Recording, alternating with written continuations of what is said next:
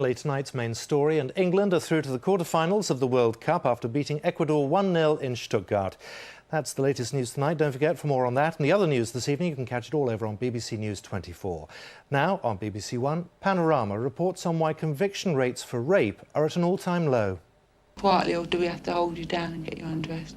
In 1982, the BBC broadcast a film of police officers interviewing a woman who claimed she'd just been raped by two men she'd met in a pub. Well, you say earlier on you were on a game or been on the game? No, I've never been on the game. You've never been on the game? No. I've never taken money for sex ever. No. And have you had sex with a lot of men? Well, not really. Well, how many men have you had sex with? Can you count them on one hand, or can you count them on two hands, or three hands, you know? No. Eh? I can count them on one hand. 25 years ago, police were told the majority of rape complaints were false. They were trained to test such claims rigorously at the earliest stage. What you're telling us, is it the truth? Of course it is. I wouldn't be here now, would I? Well, I don't know. There might be an ulterior motive for it. Might be a reason for it. The impact of the film was colossal. Questions were asked in Parliament and newspapers called for a major change of policy towards rape victims. You're not upset by it. You haven't taken the blind bit of notice of anything that's gone on. The story you've told us is, like my colleague said, a fairy tale. I spent years as a journalist investigating rape. Since that film, police have improved the treatment of victims, but the conviction rate for rape is at an all-time low. And only last week, the government admitted that one recent law that was designed to improve the situation is having no impact at all. Tonight, Panorama asks whether rape victims can be given more support while still giving the accused a fair trial. I'm going to suggest to you that you and he had passionate, steamy, casual sex. Both of you consenting? No, I did not consent to have sex.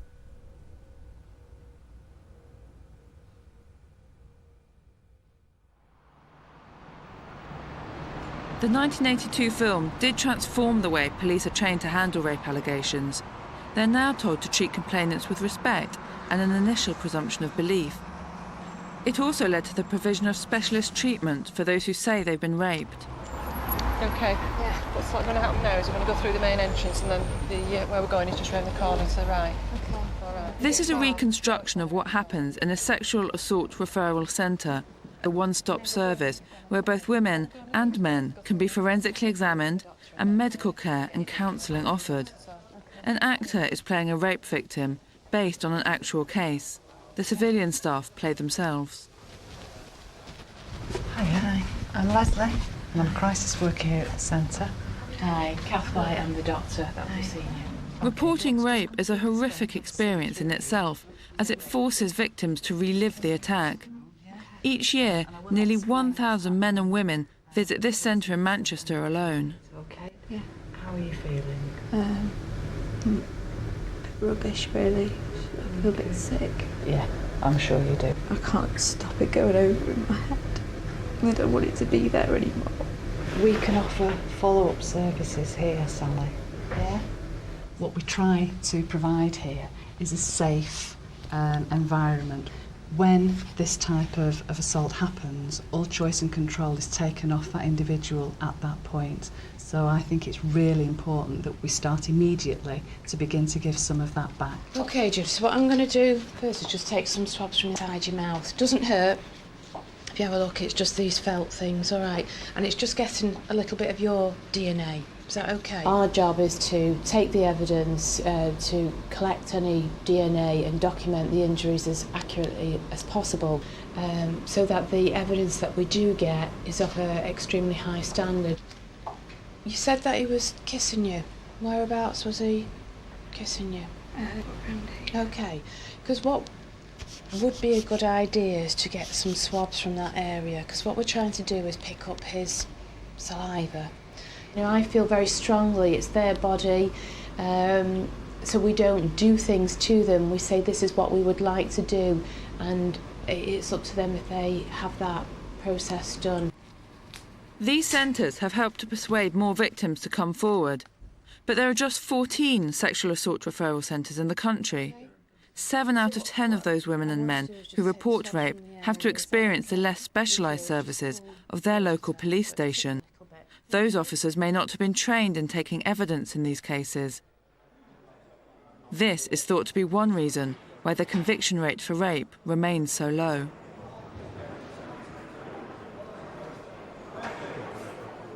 In 1985, there were about 1,800 complaints of rape made to the police.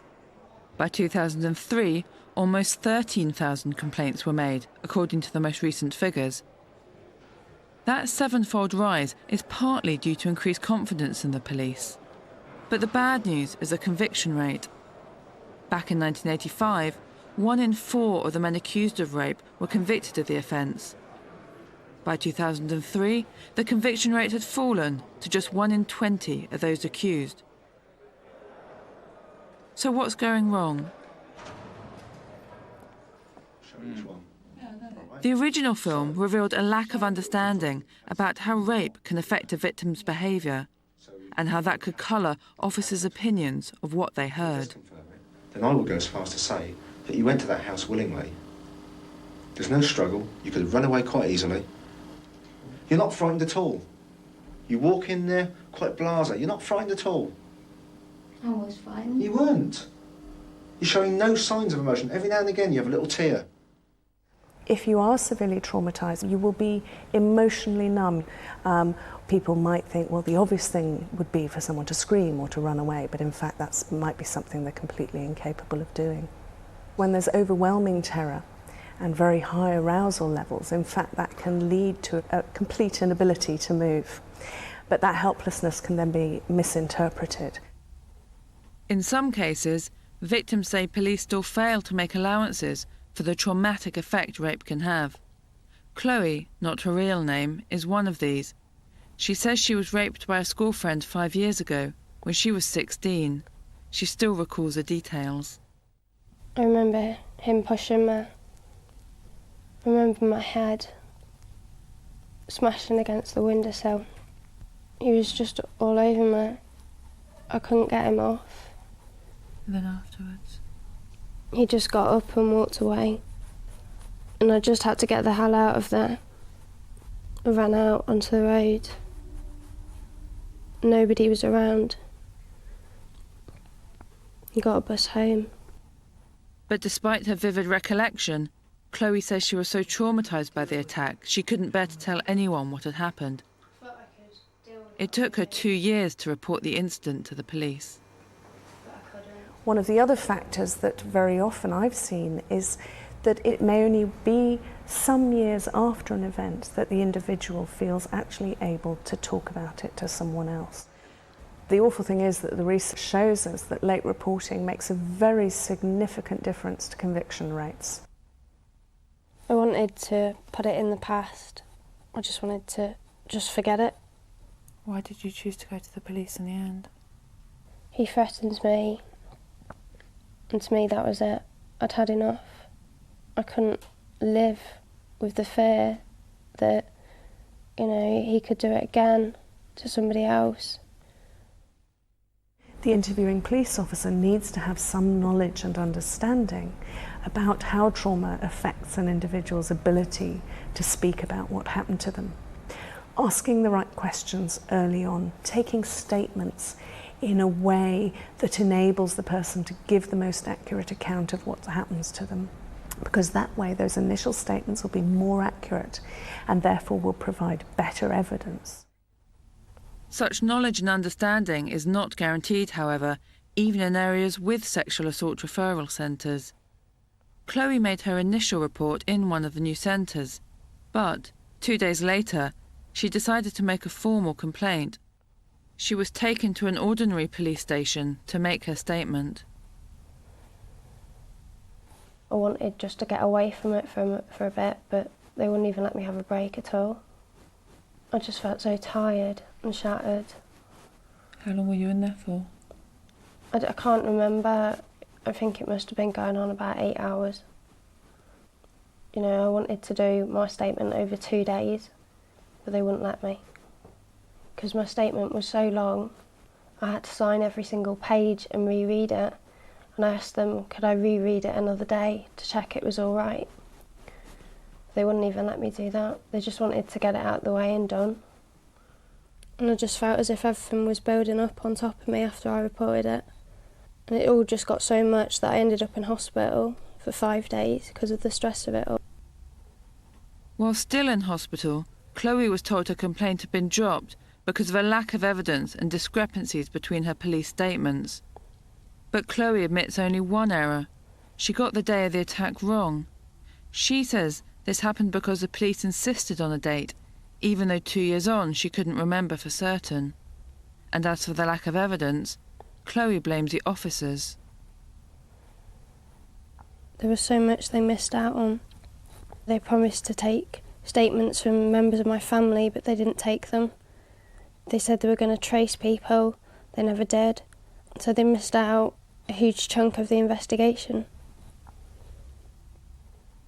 Whatever reason those officers had for not following leads which Chloe said she gave them, experts say such failures by the police are not unusual. In a rape case, you need every scrap of evidence that you can possibly get. And I'm afraid that all too often this sort of evidence gathering by the police, which is so critical, hasn't been done properly. I've been in cases in the past where there's been ripped clothing of the complainant and it hasn't been picked up, it hasn't been looked into. I've been in cases where forensic evidence hasn't been considered at the investigation stage. So I think that the quality of the police investigation can mean that when it comes to court, somebody who is guilty is acquitted because the jury can only act on the evidence they have. Chloe says she was raped by someone she knew very well. She believes this was another reason why the police did not investigate her case more thoroughly. I don't think they even weighed up the pros and cons of taking it to court. They just looked at the negatives, and if it's not the perfect case of you were raped by a stranger and you reported it straight away, then they just chuck it out. Surveys show that 4 out of 5 rapes reported to the police are committed by men who are known to their victims in one way or another. Chloe's suspicion that the police take rapes by strangers more seriously is supported by academic research.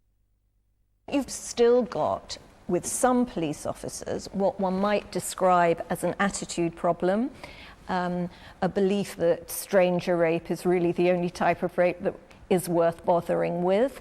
And when I talk about a stranger, we're talking about, you know, that person jumping out of the bushes or jumping out of a dark alley, that sort of thing. Most rapes don't involve that particular scenario. But I think there is that stereotype around and a kind of feeling, well, if it's not the stranger leaping out of the bushes, perhaps this isn't real rape. This idea that only strangers can commit real rape can have an enormous impact on whether cases get to court. It remains as common a misconception about what constitutes rape as it was in 1982. We know what's happened here, right? You go to a pub, you meet a couple of fellas, and they say, let's go back for a cup of coffee. And you go back, and it goes a bit too far. And they have sex with you. I didn't even know them before. Well, you left the pub with them. Police policy towards victims has been transformed as a result of this film. But with a conviction rate so low, police confidence in getting guilty verdicts is now at rock bottom. Some experts believe the scepticism of 25 years ago has been replaced by something just as negative, a culture of pessimism. You can just imagine the attitude. A rape file comes in, the conviction rate is extraordinarily low. They will be looking all the time for the factors that are likely to make it a loser rather than likely to make it a winner. Because they want to say, call it a day now. We'll not take it any further because we're going to get nowhere with a rape. Rape is a uniquely difficult crime to prove. Perhaps we're never going to have as high a conviction rate as we do with something, say, like murder. Insofar as it often is one person's word against another, then it is a difficult crime to prove. But that makes all the more reason for police to have an active investigation, and they just don't do it. John Yates of the Met is a leading police expert on rape. He agrees some poor policing exists, but says it's becoming less common. All I would say is that my hope is that The very vast majority of rapes are treated, well, all rapes should be treated, but the very vast majority are in fact treated with great seriousness, with great attention to detail, with great sympathy and empathy by the investigating officers. With the greatest respect, that's just not what we've been hearing. Experts say this is very common. Right, OK, well, I accept that may have happened, but what I would say is the emphasis that we now put on the way we treat victims from the outset is absolutely vital. And you'll see from the range of sexual assault referral centres around the country, that is clearly paramount in our mind. Second aspect is the way we concentrate on forensics, in terms of the way we recover evidence. And the third issue we really concentrate now is around training, in order to drive those issues home. Right, what we're going to do now is a sensory exercise. 6 of you are about to leave the room, and the other 6 are going to either witness or experience something. These officers from the Metropolitan Police are being trained to be meticulous and gentle to get the best account from victims whose memory may have been impaired by their experience. This sensory exercise highlights what information can be stored and how it can be recovered clearly through structured questioning. Could you put that on for me, please? And can you keep them on until I ask you to take them off? For the officer that's been blindfolded, it allows them recognition as to, in only a slight way, how a victim might feel having been through a traumatic attack, where they're then feeling very disorientated, and how difficult it can be for somebody in those circumstances to actually give a clear account of what they've actually been through. OK. Now I'm going to invite the other 6 back. What I will be asking you afterwards is a style of questions. Their body language, did they put you at your ease? For the officer that's doing the interviewing, it allows them to understand that they should ask questions in a clear and logical manner, listen to what's being said, and pick up on the gaps.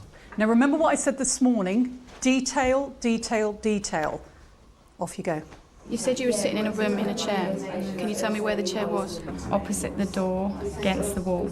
Can you tell me what happened then? Sharon asked me to put my hand out, and then she's placed this metal object into my hand. And what was the first thing that you actually felt when you held the object in your hand? That it was cold. So it was cold and metally, and then I just felt the size of it. And what have you learned about the technique of questioning rape victims? At the end of the day, you must remember it's an investigation, but it's about gently sort of coaxing it out of them rather than being blunt and aggressive. And the tone of your voice, especially, in just one word, can change the way people see you and the way they react to you. Listen to me. I've been sitting here 20 minutes, half an hour listening to you. Some of it's the biggest lot of bollocks I've ever heard. For the past 20 years, this BBC film has been shown to officers during specialist rape training as an example of how not to conduct an investigation. So we can confirm it's happened. Another issue the film revealed was how police reacted to complainants who they felt would not stand up to cross-examination in court. This woman had a history of mental health problems. You're well known to the uniformed lads for being a nuisance in the street, shouting and bawling. A couple of times you've been arrested under the Mental Health Act, haven't you? Yeah, I was ill, yeah. Yeah, right. If we deal with this as a rape, they're going to ask you all these personal questions in the Crown Court. That's why we wasn't going to We've got to determine whether what you're telling us is the truth. Because we don't want to go to court on a case which is a shaky case, do we? 25 years on, Patricia Byrne says she was raped by a man after they met in a local supermarket. She says he came to her house, promising he could find her work, and she invited him inside. Like the woman in 1982, Patricia has mental health problems. I can remember him raping me. I can remember him being on top of me. I can remember thinking that he was really heavy and it was really brutal. It was a really brutal rape. The more that he was being angry with me, the more that it was hurting me, and that's why I've got like the injuries, like the internal injuries and the bruises that I've got. I have bruises all over my leg. And you're struggling? Patricia says that within hours of the attack, she was medically examined at her local hospital and advised her injuries were so extensive that she should go to the police. She says the police treated her well and said she had a powerful case. But their attitude changed when an officer discovered her history of mental illness and alcoholism. Well, first of all, she actually said to me that she got my medical records from the doctor, and my medical records say that I've been in rehab, and that I was an alcoholic. And so from that, she judged me from that. Despite her physical injuries and her wish to go to court, Patricia says the officer urged her to sign a form that left the Crown Prosecution Service no alternative but to drop the case. She actually said to me that they'd tear me apart in court, and I don't think you're strong enough to actually deal with it. And obviously I was crying and I was really upset, and I had to write. No, she wrote the statement. I am an alcoholic and I do not want him to go to prison. This account highlights a major obstacle for vulnerable victims like Patricia if their cases come to court. Defence barristers will challenge their testimony and use any personal problems to attack their credibility. It's a difficulty that troubles Mike O'Brien, the Solicitor General, one of the people responsible for giving legal advice to the government. If it's one person's word against another and the victim is a very vulnerable person, perhaps with psychiatric or mental health problems, then that becomes a very difficult process for our criminal justice system to cope with. What we can do is improve the facilities, the processes, so that the victim can more easily give evidence. It's now possible for particularly vulnerable witnesses to give evidence from behind screens, to give evidence through a video link. But Patricia didn't get an opportunity to benefit from these improved court facilities. And while she felt she was well treated by the police generally, she did object to the attitude of the officer who interviewed her. I actually felt that she was defending him.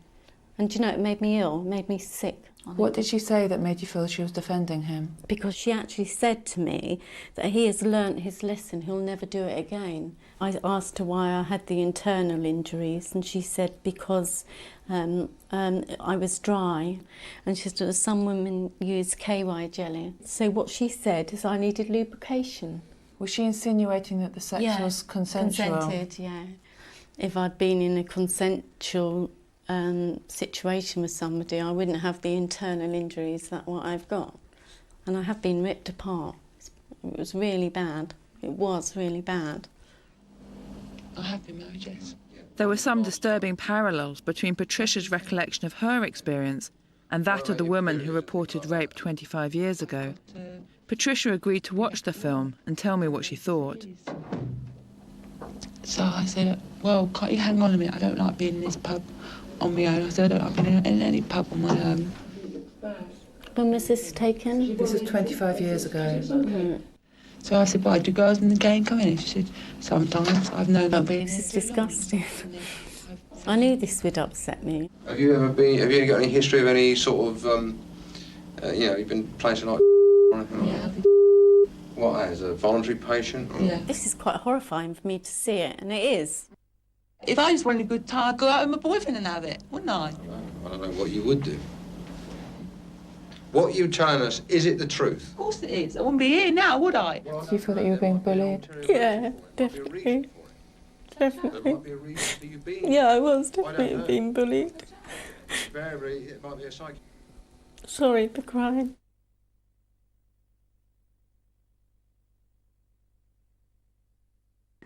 Many police forces are trying to improve their handling of victims, but rape remains a low priority for the Home Office.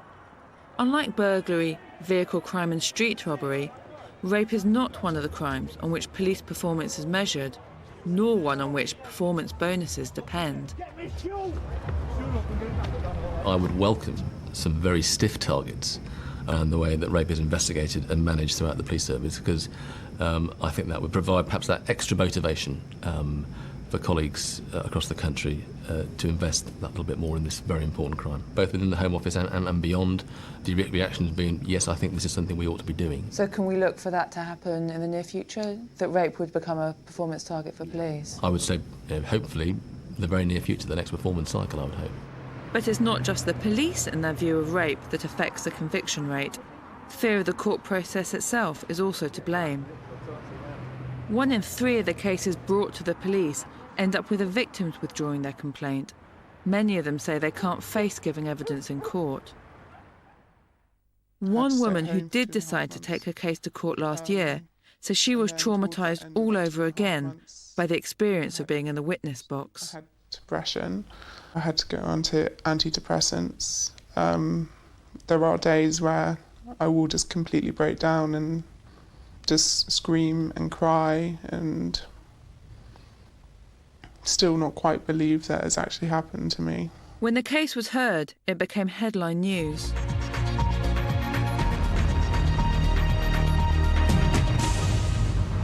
The woman who brought the case was a 21-year-old student at Aberystwyth University. After drinking heavily at a party here in the Arts Centre, a security guard walked her home. She claimed he raped her in a corridor. Despite national attention over her case, this is the first time that Judith, not her real name, has spoken publicly. I felt quite ill and drunk. So ill that I actually had to go and be sick, and I was sick on my dress. I didn't want anybody to see me in such a state. So I was met by this woman who said, "I'm going to get somebody to walk you home." So I said, "Okay," and walked me home. And I didn't really remember that at all. And then next thing I know is outside my flat door and I'm lying on the floor. He's standing over me and he ejaculates in my face, which horrifies me. Then he leaves and I just open my flat door and just collapse in a heap on my bed.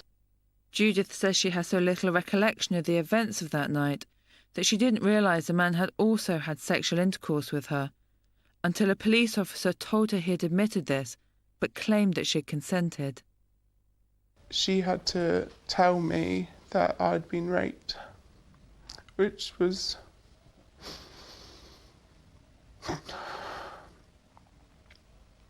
the biggest shock of my life.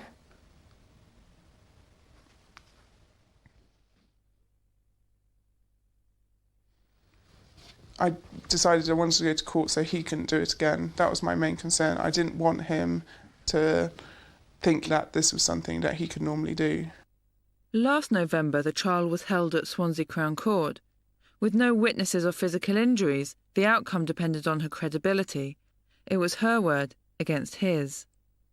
The defence counsel's strategy in these cases is to undermine the credibility of the complainant. Sometimes this is done in a very heavy-handed way, by dragging in her sexual past. Sometimes it's done rather more subtly, but it doesn't matter which way it's done. That is the strategy, to suggest to the jury that this woman who is telling you this story, well, perhaps she's not entirely credible. The defence just asked me question after question after question, and he made it feel like a personal attack. I'm going to suggest that as you left the party with the defendant, you were touching him. You had one arm around his neck and the other around his waist. No. But you do remember saying to him as you left, words to the effect of, "I never realised how good-looking you were or how handsome you were." I didn't say that. But you don't remember any conversation on the whole walk home, do you? No. I can't remember the walk home. You can't remember? Well, I would like to suggest to you that you're really quite flirtatious. That you did, in fact, put your hand on his private parts over his trousers. Is that right? No. And then when you got to the halls of residence, you continued to put it bluntly, to seduce him. I did not. How can you be sure of that? I went to get my keys out of my handbag. You initiated the sex. I mean, I won't go into the details, but you and he had passionate, steamy, another word for that might be exciting, casual sex. Both of you consenting outside the door of that flat. No. They broke me down emotionally and physically and left me a complete mess. I'm meant to be a witness giving evidence, and it felt like I was put on trial. That's how it felt. How important is it when you're defending an alleged rapist to try and destroy the witness's credibility? If you mean that in putting to them that they're making something up, that's your defendant's case, you have to do that. But I think it's very difficult to make the experience better for the victim because they are going to be challenged on their account, which to a degree is going to mean that they have to relive those details. When I interviewed barristers for a recent study that I've done, One of them, a QC who'd represented countless defendants, said that actually it's terribly easy to defend in a rape case because it's so emotional for her. She's so nervous. It's such an easy thing to undermine this woman's credibility in the eyes of the jury.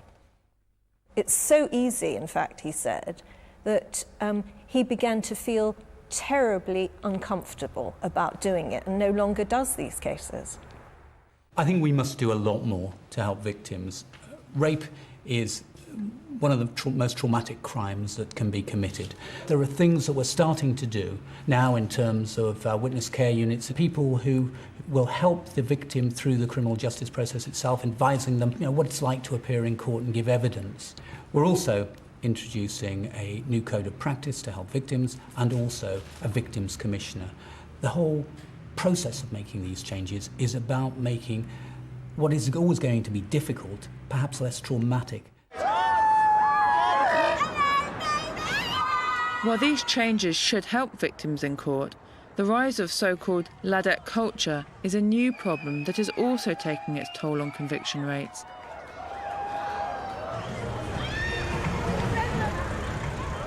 In recent years, the drinking habits of many women have been transformed.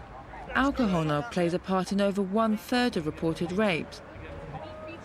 But it is in these cases that the law offers victims the least protection. The way Judith's cross-examination ended illustrates why. He just kept badgering and badgering me. It just seemed that any answer that I gave, he wasn't satisfied with. Do you not think in the circumstances that you might have been mistaken about some of the things that you have recollected? No. Or in fact that you might not have been able to remember everything? I remember as much as possible. But I am clear in my own mind that I would not have consented to anything. If I'd wanted to sleep with him, I would have walked the few steps that it was into my bedroom. So what you are doing, and correct me if I'm wrong, but you are making an assumption that you would not have consented to have sex in the corridor. I did not consent to have sex. Even though you couldn't remember anything about the night before when you first woke up? Yes. Is this not a case of you refusing to accept that you might behave differently when intoxicated? No. More intoxicated than you have ever been before? No. But you cannot say for definite that you did not give your consent because you can't remember, can you? I can't remember, no. So you're really saying, well, I don't remember, but I'm sure I wouldn't have behaved in that way. That is what all this is about, isn't it? No, it is not. My lord, I have no further questions. Thank you. You are free to leave now. The prosecution decided that admission introduced enough uncertainty to make it impossible to prove beyond reasonable doubt that Judith had been raped, and they withdrew the charge. The judge agreed. He said he would have halted the case if the prosecution hadn't done so. I just cried and cried and cried. I couldn't stop crying. I just kept saying, I've come here to stop him doing it to other people and you're just letting him go. How can you do that? The implication of Judith's case was plain. Unless victims have a clear memory of refusing consent for sex, the court must give the accused the benefit of the doubt and find them not guilty. But some believe the law should ask a different question. Was she so drunk that she simply could not have given informed consent in the first place? Given this woman's state, and she was very drunk, very, very drunk, was she able freely to agree in that situation to sexual intercourse with that young man? Did she have the capacity to consent? We don't say, for example, where there's a burglary, oh, well, you left your window open, so what can you expect? That isn't a burglary. And by the same token, we don't say, you got yourself drunk, so what can you expect? In fact, the law had only recently been changed to toughen up the issue of consent. The Sexual Offences Act 2003 states that permission for sex could not legally be given if a person is subjected to violence, detained against their will, is asleep or unconscious, or has been unknowingly drugged. But crucially for Judith, It says nothing about a victim being too drunk to consent. Influential bodies like the Law Commission had advised the government to include such an alcohol clause. But the Home Secretary at the time, David Blunkett, dismissed the idea. We do not want mischievous accusations being made in circumstances where someone genuinely believed that they had reasonable and honest belief of consent. Isn't that a fair point? No, it is not a good point. There is scant evidence of mischievous complaints of rape. They are very, very low, and women who are drunk and taken advantage of have got to be protected. How has somebody who's very drunk got the capacity to consent? They simply haven't. But judges haven't looked at it like that. They've said, if she was drunk, in effect, she's much more likely to have done all the things that they want to blame her for in the first place, and they've held it against her. So I think it does need setting down that if you're drunk and incapable, you're just as incapable of consenting as if you're unconscious or incapable through any other cause. It may be too late for Judith, but the controversial outcome of her case has been a catalyst for a fresh debate about consent. I'm now consulting on whether we need to have a further change in the law so that the jury could consider whether if a woman was so drunk that she couldn't remember or didn't have the capacity to consent, whether that was rape or not. It should be a decision, in my view, in the end, for the jury. But that might not be the answer to the low conviction rate either. A recent Amnesty survey revealed that 1/3 of those asked believe a woman is in some way responsible if she's raped when drunk or flirtatious. It would only take a few members of a jury to hold such views, and a guilty defendant could walk free. One judge that I interviewed said that the problem with juries in some cases is they do not decide cases on the facts. And this judge was saying, well, what they are doing is coming into the courtroom with these preconceived notions about what a real rape is, which is all about these blaming attitudes towards women. You know, why did she get into his car? Why did she dress like that? She brought what happened upon herself. And as a result, are acquitting people who, on the facts, are clearly guilty of rape. Tony Blair has suggested lowering the standard of proof in terrorism and organised crime cases to help secure convictions. But there's no plan to do the same with rape, and some of the government's legal advisers reject the Prime Minister's idea, as do some barristers. If you change the standard of proof just to get a conviction, what will happen is you will have innocent people going to prison and probably sitting in prison for years for something that obviously they haven't done. But the balance is wrong, and we are protecting guilty people at the expense of the victims. I think the balance always has to be to ensure that innocent people don't go to prison. Our system is revered around the world as being a fair system, and unfortunately, if that means that guilty people walk free, then that is the price you pay for ensuring that an innocent citizen isn't locked up for many, many years.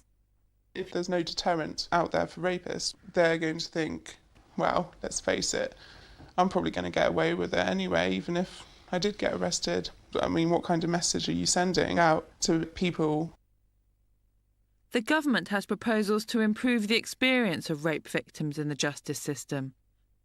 A code of practice, a victims commissioner, limits on the use of a victim's personal history, and an idea to allow expert witnesses to give evidence in court about the traumatic effects of rape. But even if the proposals are accepted, misconceptions about rape, prejudice about some women's behaviour, and institutional pessimism seem certain to ensure that at least some guilty men will continue to walk free.